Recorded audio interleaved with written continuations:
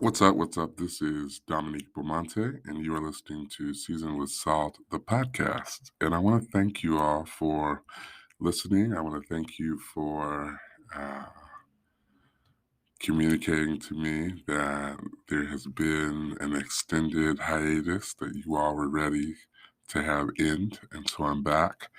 And I'm back pretty big this week because I think I am going to drop an episode every day this week in honor of my 41st birthday, which is October the 28th, this Thursday.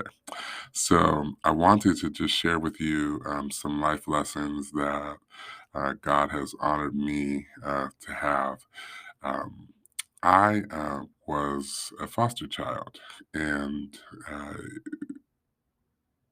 my mother was also a foster child. And so we have a number of generations of foster children, and I am blessed to say that my brothers and my two brothers, are amazing fathers who have done everything in their power to reverse the trajectory of foster children through education, through vocation, through relationships. I'm really proud of the men, particularly that my brothers have become. Um, as foster children and being the oldest child, I had a lot of responsibilities. And one of those was that we were only able to spend time with our mother um, if there was someone responsible for taking care of my little brothers, and that meant cooking and cleaning and general provision. As my mother is not, she's severely schizophrenic and does not have the capacity to essentially raise children. So I I'm blessed because. Uh, that taught me a lot of responsibility, the importance of loyalty, and being a good steward of family. However, when you have younger siblings, sometimes they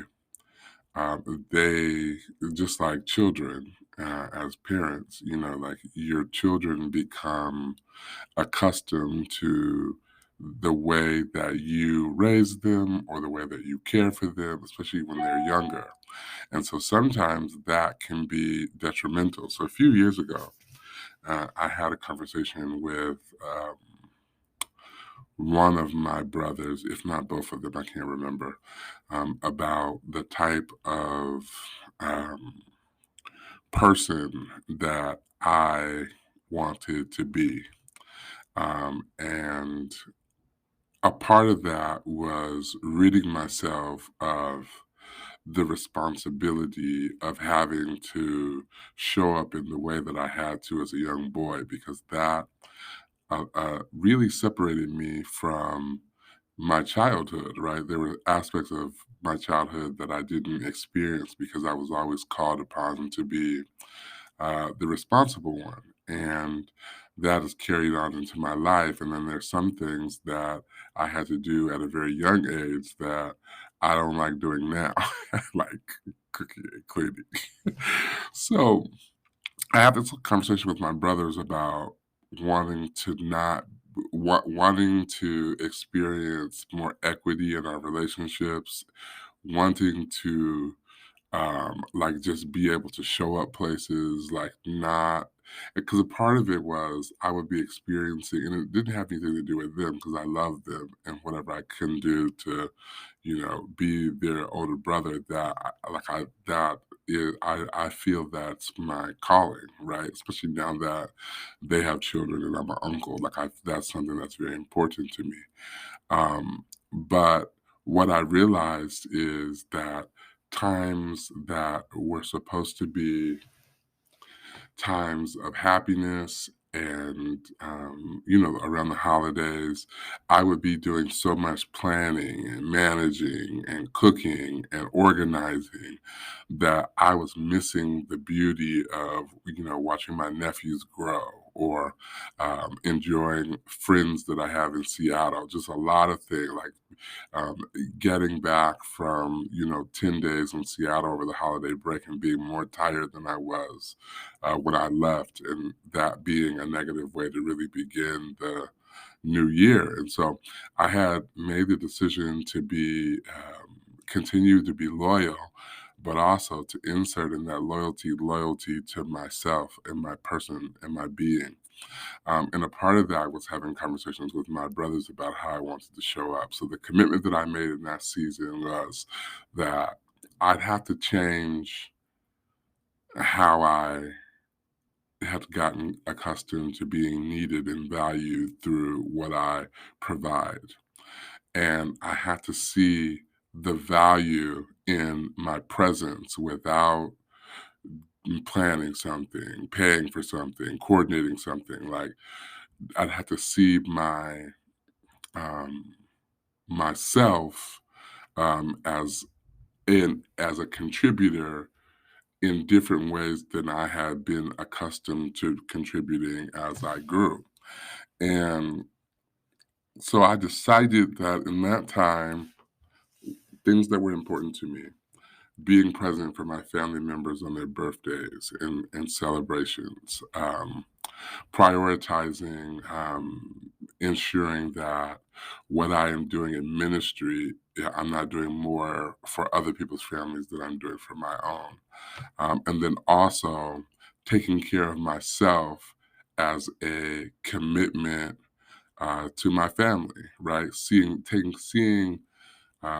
loving and honoring my own body and my own life as another way to be a blessing to my family and to myself.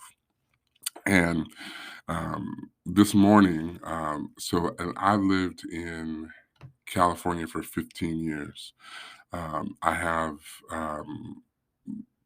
two brothers and nieces and nephews. And up until I think when my baby brother was in college, his school played the local college a couple of times, and so he came with his team, and we got to hang out. My other brother, I believe, once was on tour, and they had a stop in Sacramento, so we were able to hang out. But aside from that, in the 15 years that I have lived in California, nobody from my immediate family had ever visited me.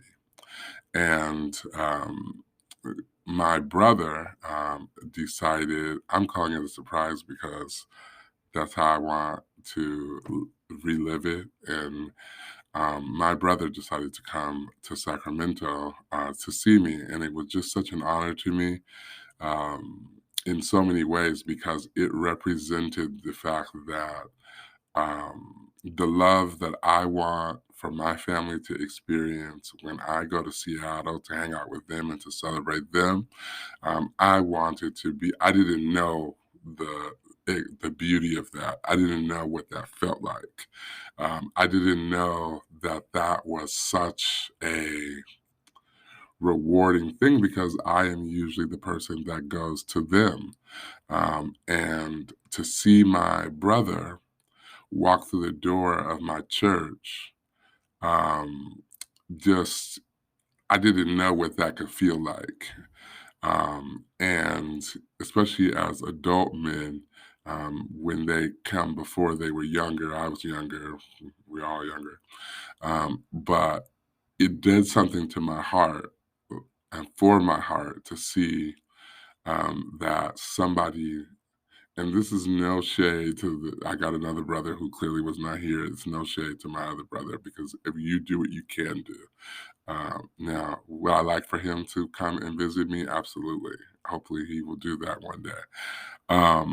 But it just, it was just and I feel like my brother who came represented my family, right? Like, I just feel like um, it was an honor for me to have dinner with my brother and people here in the city that I love, who I hang out with, for them to see him and to get a glimpse of what our family is like. And because I think when you've lived somewhere for a long period of time, like, and people know you, like, it's hard not to know of my brothers because I definitely talk about them and post pictures of them, and I'm really proud of them. But um, to have that experience in the flesh for other people around me, I think was really powerful. Um, and we did some fun things. We went to the spa, we just relaxed, we ate at places that I thought were a good reflection of Sacramento. But I say all that to say that when you make a commitment to prioritize yourself, and to be kind to yourself and to release yourself from responsibilities that life has given you so that you can honor yourself. You might not experience the payoff, the joy, the peace right away. But when you do, it is the most amazing thing. Um, so I just want to say that for those of you, maybe you've been an older sibling or a caretaker for a parent, or maybe you have, maybe your childhood was different because you had a lot of responsibility in the house. The When you make a commitment to yourself and you decide that you're not just going to be healthy or make healthy decisions or make healthy changes in your life, but you're going to do all that for the people that you love the most, everybody who's supposed to come around will come around. And I think that's the lesson that God wanted to teach me as my 40th year of life comes to a close and I enter into the early 40s, right? 41 years old. I think God wants to remind all of us that things come full circle and no uh, contribution, no investment that you make with your heart will ever go without dividend. Like you will reap what you sow. You will reap what you sow. And that is the beauty of the God that we serve, right? Like he makes sure that we never go uncovered. Like if you um, protect your heart and you prioritize God, he will not let you live a life of disappointment. You will see um, the fruit of your labor, of your love, of your support, of your dedication. And I just want to encourage you not to be weary in well doing and not to feel like you are the person that always has to do everything. It will pay off. Um, I'll just stop with this. I, my brother, I guess all my brothers, we're all kind of shoe heads. We love shoes, but particularly my middle brother. And so I'm always joking about him like giving me a pair of shoes. And so at dinner, we were talking about shoes, and he said, and I was saying that, yeah, let's go to the mall, like and buy me some shoes because he has good taste in shoes. And um, somebody who was at dinner with us made a joke about, like me and the buying of the shoes. And my brother said, when we were little, I would sneak Dominique's clothes and shoes and I would wear them. And so, because of the experience that I had with him as an older brother, like sharing his stuff, and I worked at McDonald's and Popeyes to get enough money to buy Jordans, and to hear that my little brother feels obligated to ensure that I have a fresh pair of shoes because of the experience of putting socks in the front of my shoes to rewear them really touched my heart. And my brother said that I could have anything that I wanted to when it comes to shoes because that's the way that he honors me. So I want y'all to remember that. So, anyway, I just wanted to share that, and I hope you're well, and look forward to talking to you this week about um, the journey to 41. God bless.